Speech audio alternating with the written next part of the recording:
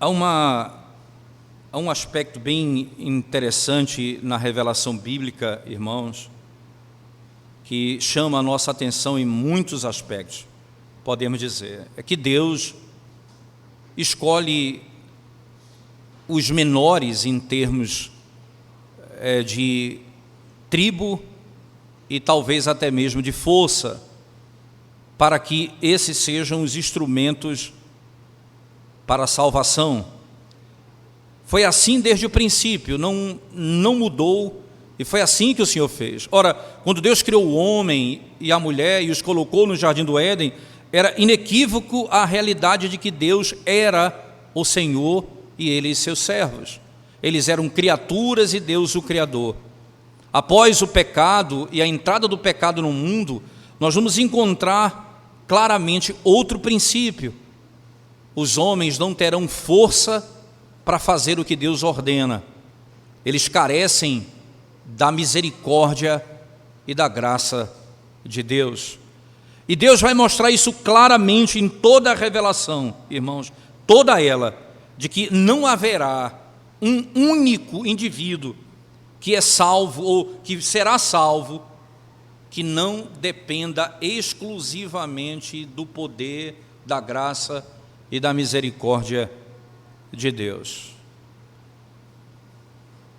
Quando Deus escolheu Davi entre os reis, entre os filhos de Jessé, Davi fora esquecido pelo seu próprio pai.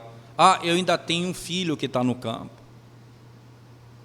Quando Deus escolheu a José entre os irmãos, era o menor, era o filho da velhice do pai.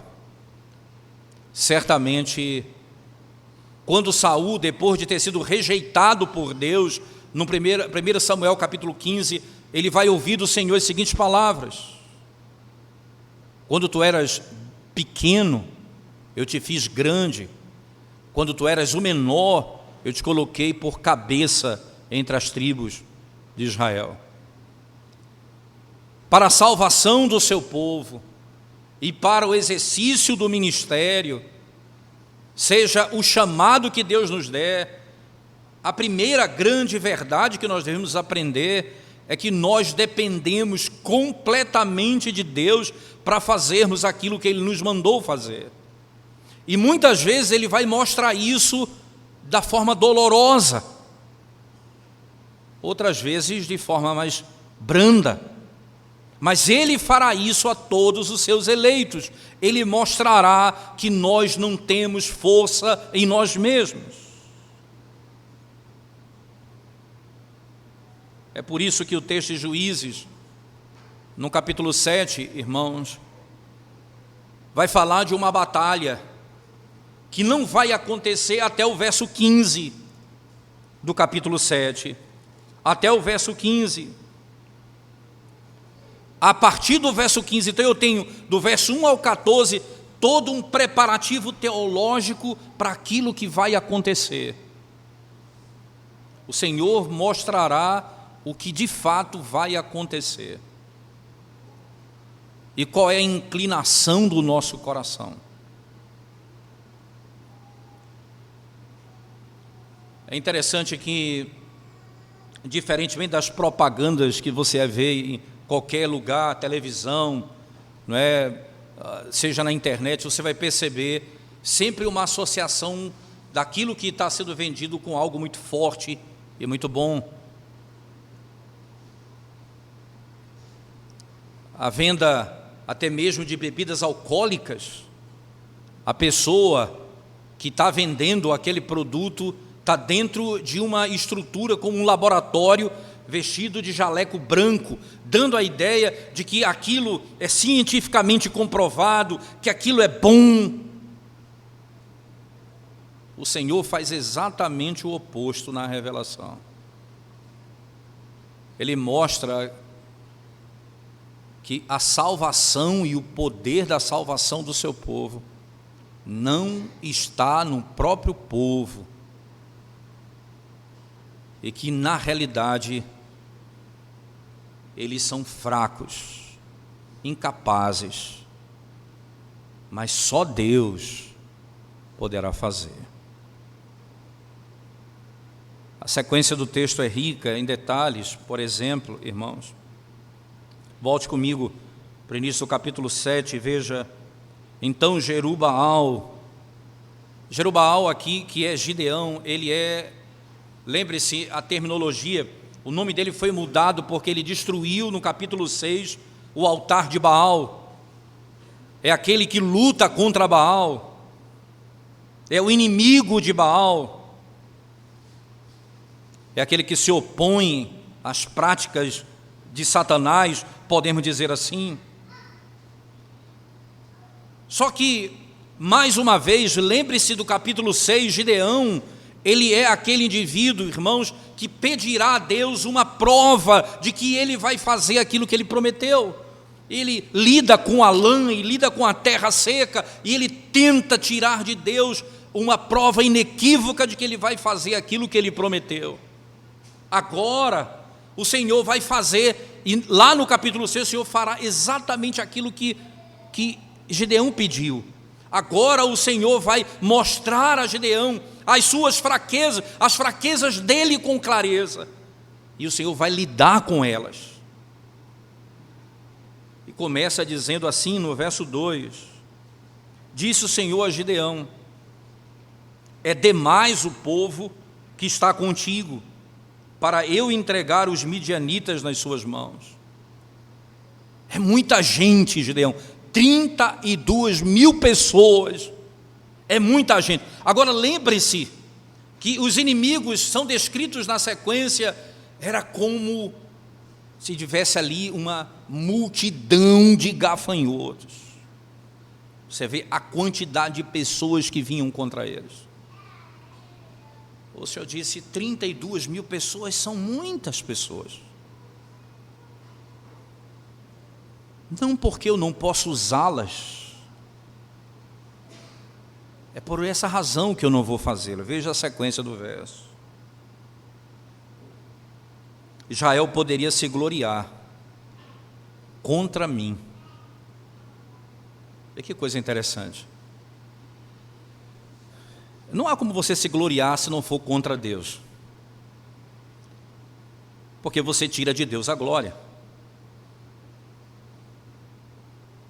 A fraqueza de Gideão era algo fundamental, e o Senhor ia aprofundar esse conceito, dizendo para Gideão a razão pela qual não pode ser um número tão grande é porque vocês vão dizer que foi a força de vocês que fez isso. E vocês vão se levantar contra mim. Vocês poderiam se gloriar contra mim e poderiam dizer, a minha própria mão me livrou. Já parou para pensar como é difícil, irmãos, o coração do homem, e como o Senhor dá aos seus aquilo que é necessário num determinado tempo, retira em outro tempo, tudo para que esse povo que é seu nunca se vanglorie, acreditando que a sua própria mão lhe concedeu isso. Porque essa é a natureza do coração humano. Quando vivíamos humilhados em alguma circunstância, e logo o Senhor nos colocou em outra circunstância melhor, rapidamente nós começamos a olhar para nós mesmos e dizendo, veja que coisa boa, veja a minha estratégia, veja como eu consegui, veja como meus planos aconteceram, veja a minha força, veja a minha sabedoria. Como rapidamente. Ora, Deus que estava inserindo Israel dentro da terra prometida, lá em Deuteronômio 8 vai dizer, quando vocês tiverem terra, gado, posse, Cuidado com o teu coração, não diga, foi o meu próprio braço que me concedeu isso, antes diga, foi o Senhor que me deu forças para adquiri-las. É a total dependência de Deus, é a total certeza de que Deus é quem tem o domínio sobre todas essas coisas.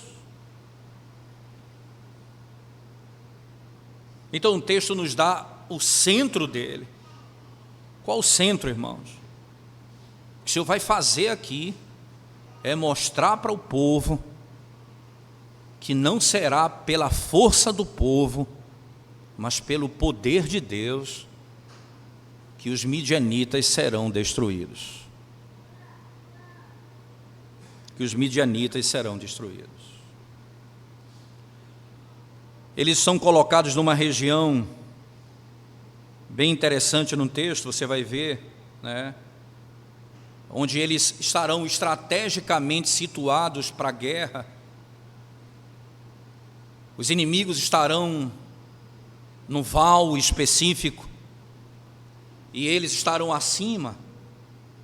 A própria maneira como Deus os coloca naquela batalha é estratégia. Quando você vai para os versos 2 e 3, né? Agora o verso 3 ele diz assim: apregou-a, pois, aos ouvidos do povo, dizendo: quem for tímido e medroso.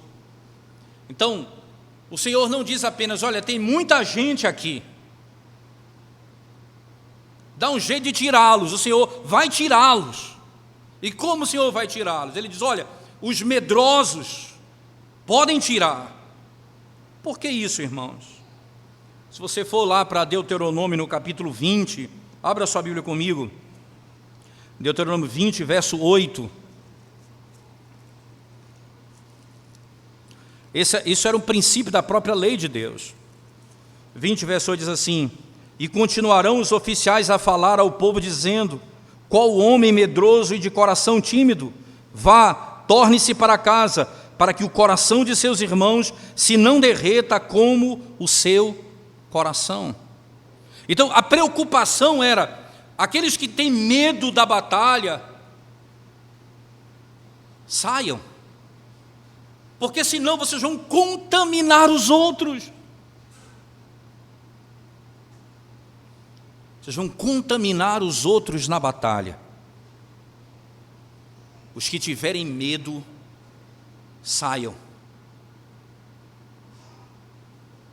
O Senhor começa a lidar com as tensões no texto. O grande número é muito para o que Deus vai fazer, e fique claro que é Ele que está fazendo. O Senhor trará salvação apenas por meio glorioso e milagroso. E aí, o que Ele vai fazer no primeiro momento? Os que estão com medo se afastem, os que temem. Provavelmente, irmãos, aqui é um jogo de palavras. Há um rio aqui chamado Harod, que é no texto, no capítulo 7, no início, vai dizer acerca desse rio. E que tem a mesma raiz de tremer, é a mesma palavra hebraica, a raiz é a mesma. O nome do rio com tremer. Você sabe quantas pessoas saíram naquele dia? 22 mil pessoas foram enviadas para casa. Tinham 32 mil para a batalha, 22 mil saíram logo, porque temiam. A ironia, irmãos, é que o temor é o critério para eliminar essas tropas. Mas que o que é interessante é consistente com a característica do próprio líder. Volte comigo no capítulo 6, verso 27, veja o que diz o texto. 6, 27. Então Gideão tomou 10 homens dentre os seus servos e fez como o Senhor lhe dissera, temendo ele, porém, a casa de seu pai e os homens daquela cidade, não fez de dia, mas de noite, temendo ele. É a mesma expressão. Que coisa interessante. No capítulo 7, verso 10, diz assim, de Juízes: se ainda temes atacar, desce tu com o teu moço, pura ao arraial. O Senhor está dizendo, olha, o Senhor diz, vai que eu entreguei nas tuas mãos, mas se você ainda teme atacar, faz isso. O Senhor vai assegurá-lo da promessa. Mas uma ironia ainda mais intrigante, irmãos, é que a eliminação desse temor é que abre o caminho para uma dimensão mais obscura do caráter de Gedeão, que vai ser visto no capítulo 8, verso 4 a 9, e que nós vamos lidar com ele quando ele age com ira diante de uma circunstância. O primeiro critério é se você treme, se você tem medo.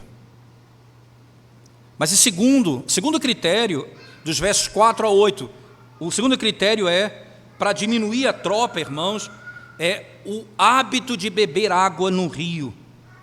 A maneira como eles bebem água de um rio vai manter alguns e mandar para casa outros. O que é que acontece ali? Aqueles que bebem água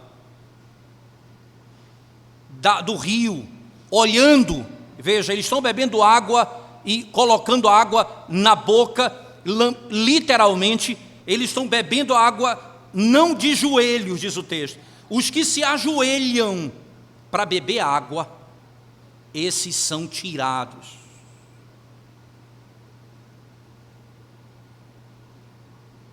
Não há nenhuma razão para o texto dizer por que isso é assim e por que Deus fez assim. O fato é que esse teste, ele expôs 300 homens como sendo aqueles escolhidos para a batalha.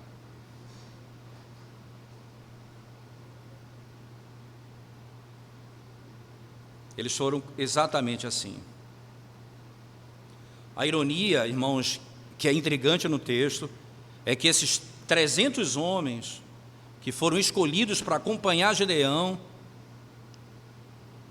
eles são enviados, cada um ao seu próprio lugar.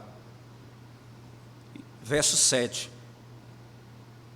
E no verso 8, cada um para a sua tenda.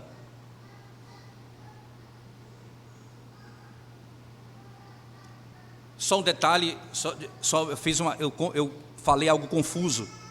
Os 300 homens iriam com ele e os restos, veja, os que sobraram, versos 7 e 8, foram enviados para as suas tendas. Apenas os 300 seguirão na batalha, enquanto os outros foram enviados para casa. Literalmente para casa. Voltar para casa na Escritura sempre significa, depois de uma batalha, você retorna para casa. Provavelmente essas pessoas esperaram até o próximo dia, que você vai ver que na batalha, vai ser chamado um grupo que vai sair para destruí-los. Provavelmente esses ficaram em algum lugar específico, perto da batalha, provavelmente. Mas vem a questão ainda. Por que esses não serviam para a batalha? O primeiro grupo, nós vimos, irmãos, eram aqueles que tinham medo. O segundo grupo era aqueles que se ajoelharam para beber água. É difícil saber a que se refere essa estrutura, mas nós podemos imaginar, irmãos, alguns aspectos interessantes.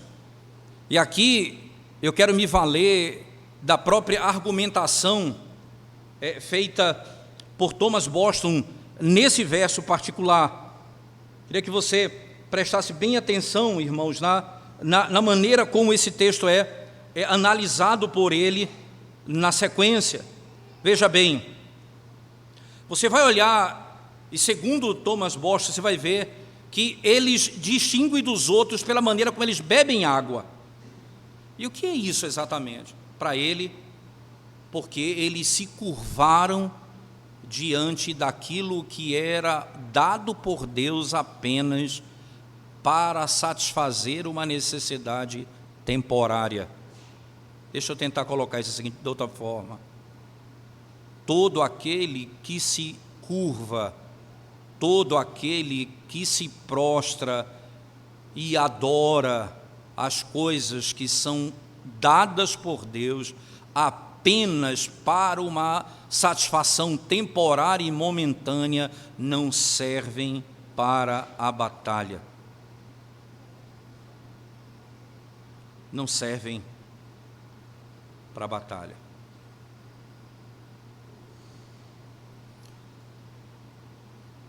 É como se o 9º mandamento estivesse aqui sendo aplicado. Ou melhor, o 10º mandamento em particular, que diz: não cobiçarás. O conceito claro é a satisfação do meu coração, estando no Senhor, não me faria buscar satisfação nas coisas que são dadas por Deus apenas para satisfazer prazeres momentâneos. Momentâneos. É por isso que o apóstolo Paulo, irmãos, ele vai descrever na primeira carta de Paulo aos Coríntios, no capítulo 7, versos 29 a 31, a seguinte verdade. Preste bem atenção o que Paulo diz, primeira carta de Paulo aos Coríntios, capítulo 7, verso 29 a 31, diz assim um texto sagrado: isto, porém, vos digo, irmãos, o tempo se abrevia, o que resta é que não só os casados sejam como se não fossem, mas também os que choram como se não chorassem, e os que se alegram como se não se alegrassem, os que compram como se nada possuíssem, e os que se utilizam do mundo como se dele não usassem, porque a aparência desse mundo passa. A aparência, use como se não fosse seu. E Thomas Bosch acrescenta um detalhe ainda, ele diz: ora, nunca se case com nada que Deus lhe deu para satisfação temporária, porque no dia que ele pedir de volta, não será um divórcio. Não se case com sua casa, não se case com seu emprego, não se case com sua saúde, não se case com sua glória momentânea, porque se um dia Deus tirar isso de você, não haverá um divórcio. Aqueles que se curvam pelas coisas desse mundo e adoram, não estão prontos para a batalha. Todo aquele que se prostra para servir as coisas desse mundo, adorar as coisas desse mundo, não servem para a batalha. O texto nos mostra a beleza do que o Senhor está fazendo no meio de Israel, humilhando, verdadeiramente humilhando, para que na fraqueza deles, eles encontrassem a força. E a força, ela se revela na fraqueza. A força se revela literalmente na fraqueza. É necessário que eles sejam fracos. Tanto Israel quanto Gideão, para que a glória seja somente do Senhor. 32.000, depois, irmãos, sobram apenas 300. Você imagina 1% praticamente do exército que estava sendo formado vai para a guerra. Apenas 1% do exército. Já parou para pensar o que Deus pode fazer, irmãos, com você, com a sua casa, se a força de vocês for o Senhor? Já parou para pensar o que Deus pode fazer com uma igreja numa cidade, se a força da igreja for o Senhor?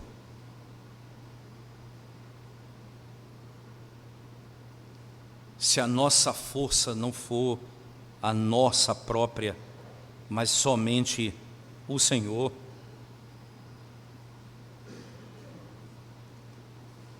O Senhor diz claramente: as pessoas são muitas, não preciso disso tudo, porque eles poderão se levantar contra mim.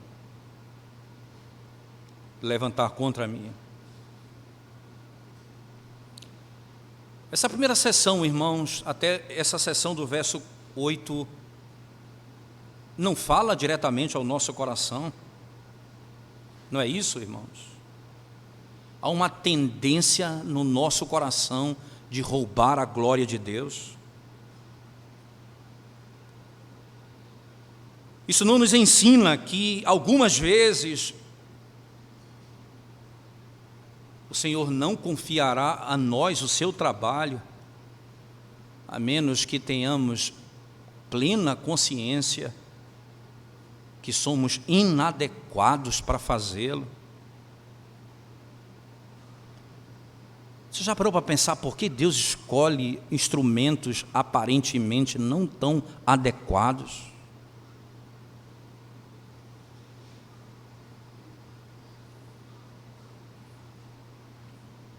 O contrário nos torna tão arrogantes, irmãos. Por que o Senhor não me usa? Por que o Senhor não faz isso comigo? A pergunta é: em quem você tem confiado? O que é que você acredita que você deve ser instrumento de Deus? Por quê? Porque você tem habilidades e potencial para isso? Qual é a razão do seu coração?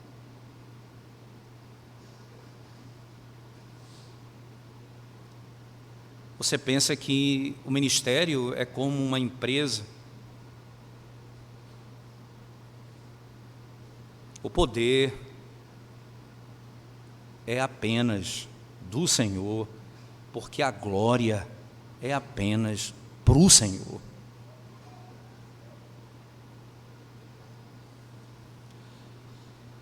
Havia um escocês, irmãos,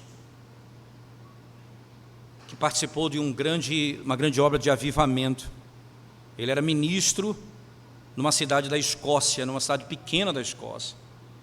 Mais ou menos no ano de 1740, ele era um pastor erudito, excelente com as línguas, especialmente a língua hebraica. Ele tinha um problema, ele tinha poucos dons para o púlpito. Ele mesmo se dizia assim: eu não estou muito pronto para falar, eu não sou eloquente. A maneira dele falar era cansativa, e nada poderia imaginar que ele seria usado por Deus. Entretanto, Deus o escolheu nessa época como ministro, como meio para avivar a região, irmãos, da Escócia. Algum tempo depois, George Whitefield visitou aquela cidade. Pouco tempo depois, ele disse: nós não podemos compreender os caminhos divinos, mas nós sabemos que Deus se agradou em usar William McCullough com o objetivo de fazer claro, literalmente, que Deus é quem tem todo o poder.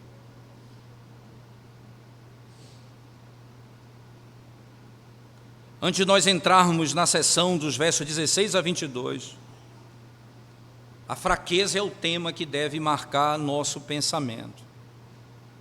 O plano parece ingênuo, como você vai ver aqui. Ele vai dividir em 3 grupos, literalmente 3 grupos. Veja, sobram 300, e dos 300 ele divide em 3 grupos, cada grupo com 100.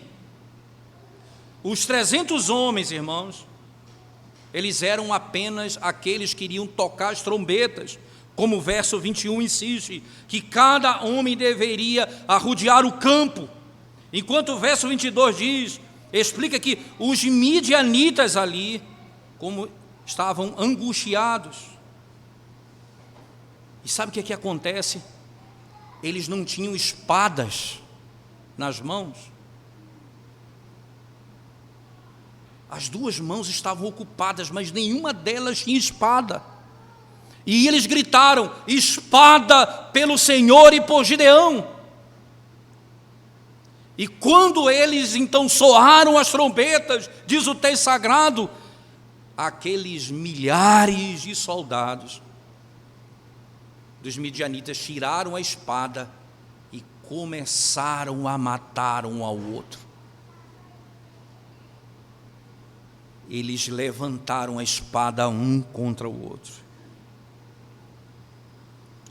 Que coisa impressionante, irmãos. Os 300 não atacaram. Os 300 não atacaram. Mas o verso 22 diz assim, do capítulo 7. Preste bem atenção. Ao soar das 300 trombetas, o Senhor tornou a espada de um contra o outro, e isto em todo o arraial, que fugiu rumo de Zererá até Bet-sita, até o limite de Abel-meolá, acima de Tebate. Uma espada contra a outra. Um contra o outro. Só que o que o Senhor vai fazer na sequência dos versos 9 a 15? Preste atenção agora, como o Senhor lida com a fraqueza. Primeiro, ele vai dizer, é necessário um grupo pequeno para que fique claro que é o Senhor quem está fazendo a obra e a glória dele, não sua. Segundo, ele vai encorajar Gideão na sua fraqueza. Não que ele permaneça fraco, mas ele vai lidar com a fraqueza pessoal dele. Qual é a sua fraqueza? Gideão é um herói, não herói, podemos dizer assim. O Senhor ordena que ele ataque o exército de Midian, mas ele dá isso no verso 9, só que na sequência ele dá uma opção preliminar. Sabe qual é a opção? Se você está com medo, vá até lá com o seu rapaz, com o jovem que está com você, e veja o que está acontecendo lá. Se você está com medo,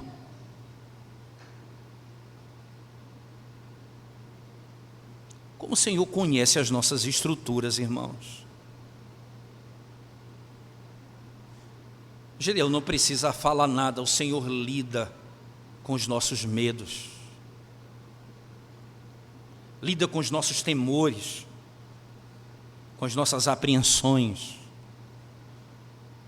Ele diz assim, no verso 10, acompanhe comigo. Se ainda temes atacar, desce tu com teu moço, pura ao arraial, e ouvirás o que dizem, depois, fortalecidas as tuas mãos, descerás contra o arraial.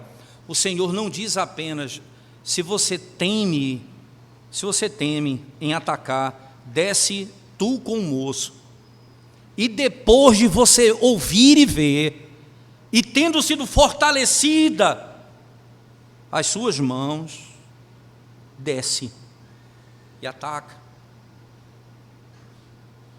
O que é, irmãos, que fortalece as nossas mãos nos dias mais difíceis, quando os inimigos são de fato superiores, quando a força inimiga é maior do que a nossa? O que é que nos dá esperança? É saber, irmãos, das promessas de Deus, e até mesmo ouvidas pela boca dos ímpios.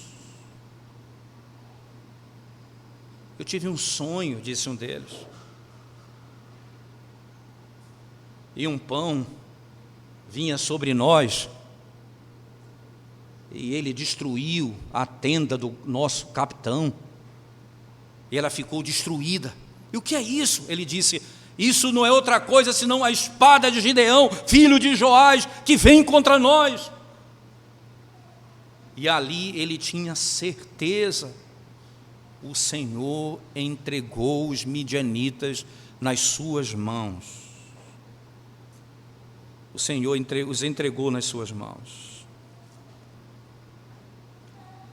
Você imagina, irmãos, a cena de Gideão com Pura olhando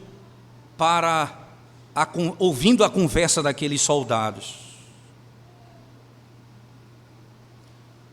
Eles não apenas contam, como eles interpretam. Isso não pode ser apenas outra coisa senão a espada de Gideão, filho de Joás, o homem de Israel. Deus entregou nas suas mãos Midian e todo o seu exército. Eles disseram, essas foram as palavras dele, no verso 14. E o que levou Gideão a fazer? O que Gideão fez imediatamente ao ouvir isso, irmãos? No verso 15, Gideão o adorou. O Senhor estava certo. No verso 11 diz, quando suas mãos forem fortalecidas, ele ali foi fortalecido. E o Senhor disse, agora você partirá para a guerra. Gideão o adora. Gideão se curva diante dele. Porque exatamente esse é o fim da libertação, a adoração ao Senhor. Nós temos motivos para adorar a Deus, porque Ele nos criou e porque também Ele nos libertou das garras dos nossos inimigos. Gideão se curva e adora ao Senhor. Preste atenção, irmãos. Aqueles homens funcionaram como se fossem profetas para Gideão. Mas Deus faz isso na história. Fez isso com Ciro. O profeta Isaías diz, Ciro é meu pastor, ele fará toda a minha vontade. Ciro não conhecia o Deus verdadeiro, mas Deus o usou para abençoar o seu povo. Levanta-te e desce. Mas se você está com medo, eu vou fortalecer tuas mãos, verso 11. Levanta-te e desce, mas se você teme, eu vou fortalecer tuas mãos. Ele conhece os temores dos seus servos. Ele sabe o medo que pode atormentar o nosso coração em muitas circunstâncias. Como diz o salmista no Salmo 103, ele sabe que nós somos pó. Entretanto, Deus, irmãos, não é rápido para nos destruir quando nós trememos. Ele não ridiculariza de nós, nem dos nossos medos. Ele nunca faz chacota porque somos frágeis. Ele nos fortalece. Ele nos dá esperança. Ele muda a nossa sorte.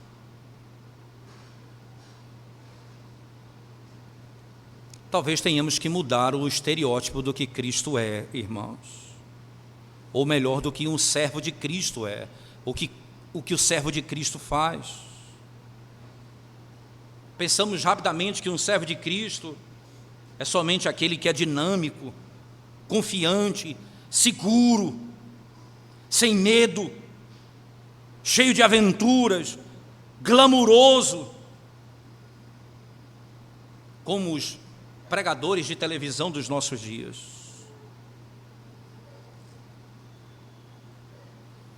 Não pense que você está fora porque você não tenha talvez algumas coisas como essa. O Senhor toma as pessoas como elas são. O Senhor fortalece as suas mãos e os faz capazes, irmãos, de lutar por Ele, pelo Evangelho e pela glória do Senhor. O Senhor é poderoso para fazer isso conosco, no lugar onde Ele nos colocou, no trabalho. O Senhor pode nos usar poderosamente no trabalho, na casa, como pai, como mãe. É Ele quem vai fortalecer. Eu não tenho em mim mesmo condições de educar meus filhos, eu não tenho em mim mesmo sabedoria para fazê-lo, eu não tenho força em mim mesmo, então eu peço ao Senhor, e Ele diz: se você ainda tem medo, eu vou lhe mostrar as minhas promessas, e quando eu te fortalecer, vai e faz o que eu te mandei, cumpre a minha vontade.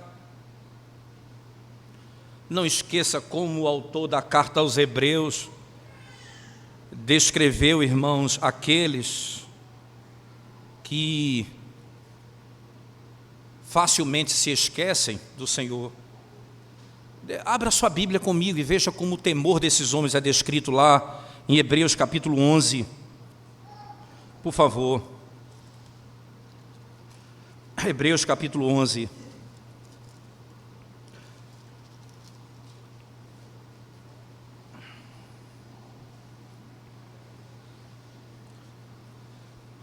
Perceba a partir do verso 30, preste atenção nas palavras, irmãos. Pela fé ruíram as muralhas de Jericó depois de rodeadas por 7 dias. Pela fé Raabe, a meretriz, não foi destruída com os desobedientes, porque acolheu com paz aos espias. E que mais direi? Certamente me faltará tempo necessário para referir o que há a respeito de Gideão, de Baraque, de Sansão, de Jefté, de Davi, de Samuel e dos profetas, os quais, por meio da fé, subjugaram reinos, praticaram a justiça, obtiveram promessas, fecharam a boca de leões, extinguiram a violência do fogo, escaparam ao fio da espada, da fraqueza, tiraram força.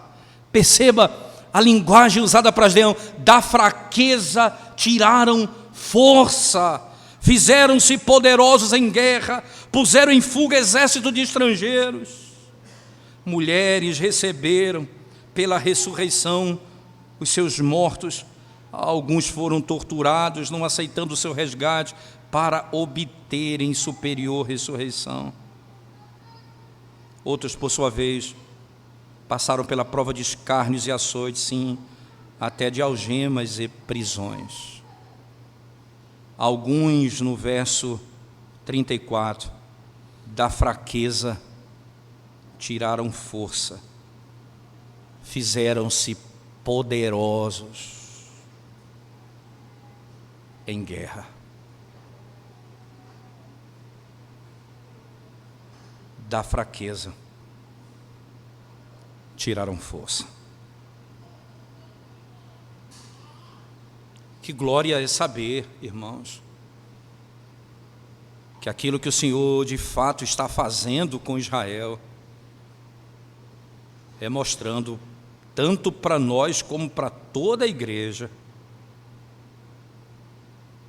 que o Senhor Ele somente é o Salvador. Quando chega o momento da batalha, volte comigo para o texto de Juízes, para a conclusão. No verso 16 em diante, então repartiu os 300 homens em 3 companhias e deu-lhes a cada um nas suas mãos trombetas e cântaros e vazios com tochas neles. Com tochas neles. O Senhor vai mostrar agora, pela maneira como Deus escolheu, Ele vai destruí-los completamente.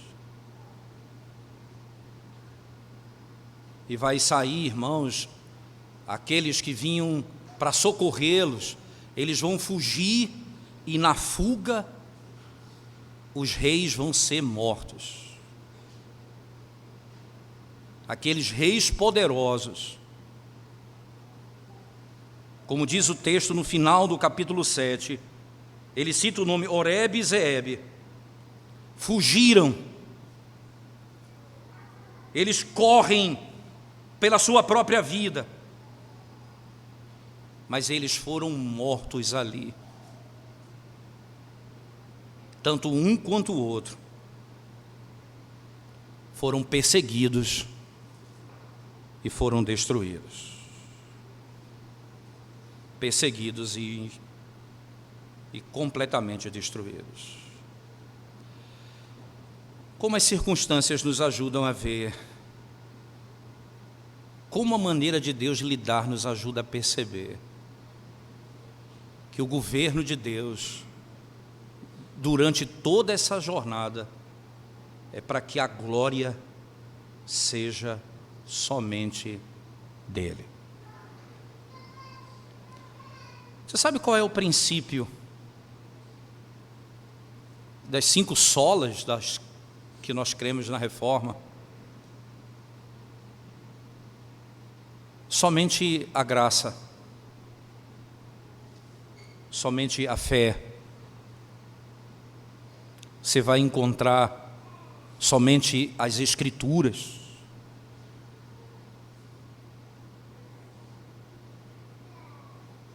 Somente em tudo isso, somente Deus. Porque o último sola, só lhe deu glória, somente a glória a Deus. A fé é dom de Deus. A graça é dada por Deus. Cristo, somente Cristo, é o próprio Deus.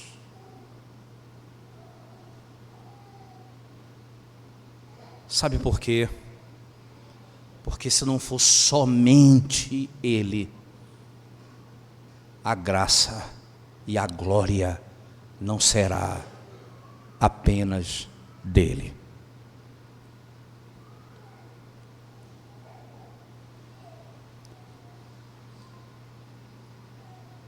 Como nós somos tentados, irmãos, olhando para a história dessa igreja local, as primeiras 3 ou 4 famílias que estavam conosco no primeiro culto, e que hoje temos o prazer de ter alguns aqui conosco, nos visitando. E hoje você olha para a jornada, como é fácil a gente achar que fomos nós que fizemos. Mas Deus não deixa. Os sofrimentos, as lutas, as angústias, a carência, estão aí para nos ensinar que foi Ele. e que a igreja é dele, e que esse é o povo dele, e que a glória é somente dele. Quantas vezes nós temos o perigo de acreditar que os nossos filhos estão no Senhor, porque nós fizemos um excelente trabalho. E que se não fosse eu,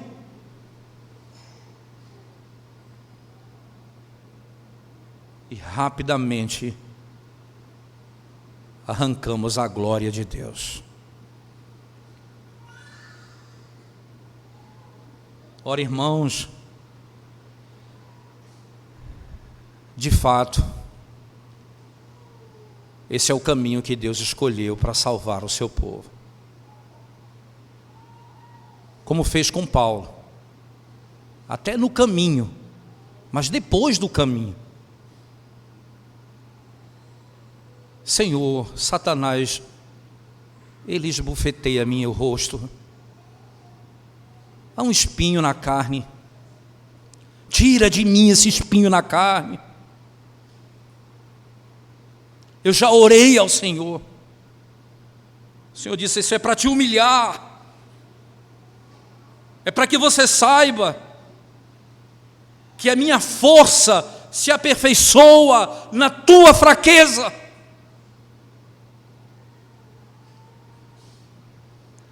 A minha força se aperfeiçoa na tua fraqueza.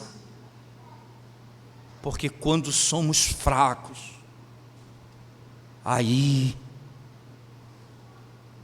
é que somos fortes.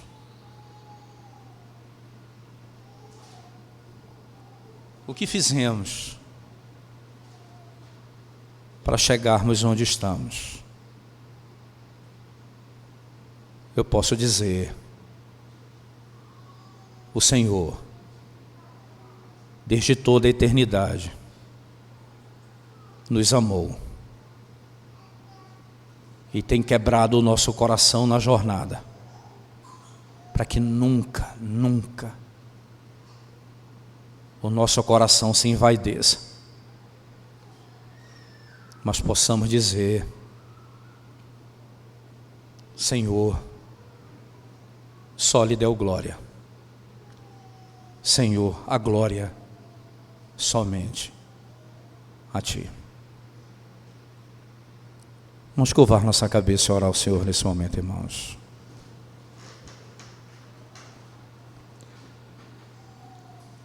Fala ao nosso coração, Senhor, na continuidade desse dia. Mostra a nossa necessidade de Ti e como precisamos de Ti. Ó Deus, a Ti seja o louvor e a glória pelos séculos dos séculos. Em nome de Jesus nós oramos. Amém.